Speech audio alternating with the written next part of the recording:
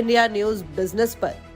Sir, सबसे पहले जल्दी से मुझे बाजार का नजरिया, बाजार के लिए अप्रोच, इन्वेस्टर्स को क्या अप्रोच रखनी है, इन तीनों चीजों को एक क्रिस्प मोड में बताइए कैसे करना है।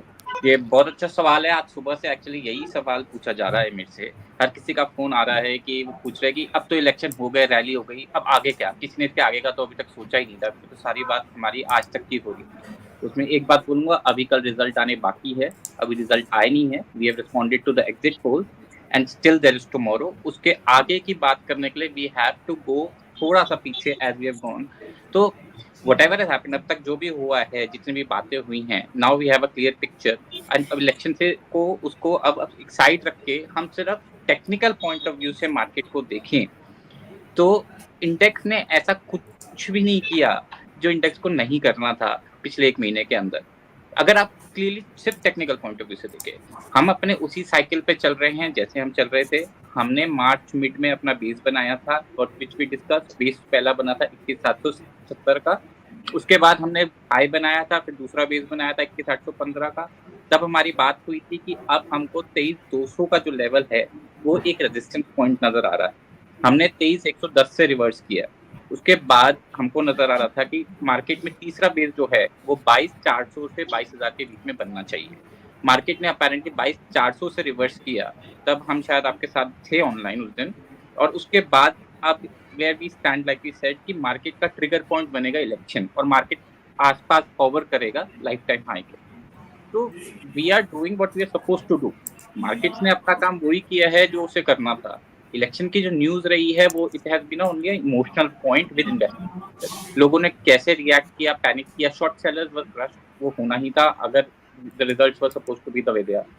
तो अब आगे का पॉइंट ऑफ व्यू है तो let the market respond. I would say अब थोड़ा मार्केट को रिस्पॉन्ड करने दीजिए इस हफ्ते और मॉनिटर कीजिए कि is the market fairly valued और is it over reacting to what has happened.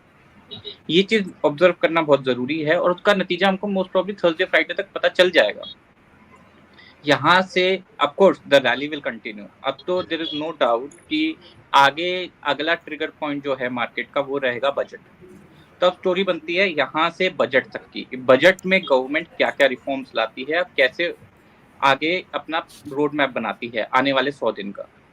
तो उसके बेसिस पे मार्केट में सर जो अनसर्टेनिटी थी वो खत्म हो चुकी है। वी आर वेरी पॉजिटिव और overall investors will become positive. जो एफआईआई जो रुके हुए थे, जो आप नेगेटिव देख रहे थे, वो भी आपको अब आगे चल के हो सकता है पॉजिटिव आने को मिले। Having said that, I will also say market में be a little cautious, don't get over excited. अपनी स्ट्रैटेजी के साथ चले। अगर आप एक निवेशक हैं तो अपनी निवेश को उसी स्ट्रैटेजी पे रखें जो आपकी पहले।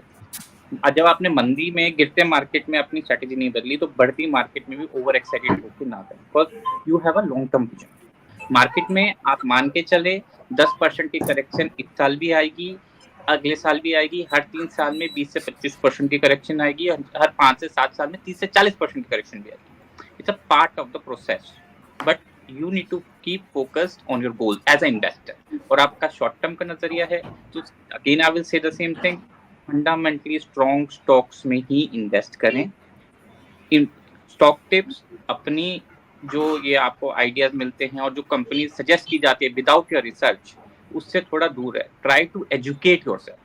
जितना ज्यादा आप अपने आप को सिखाएंगे मार्केट में बैलेंस शीट और फंडामेंटल्स के बारे में, उतना आप अच्छा निवेशक बन पाएंगे और ट्रेडर बन पाएंगे। जी, ठीक है।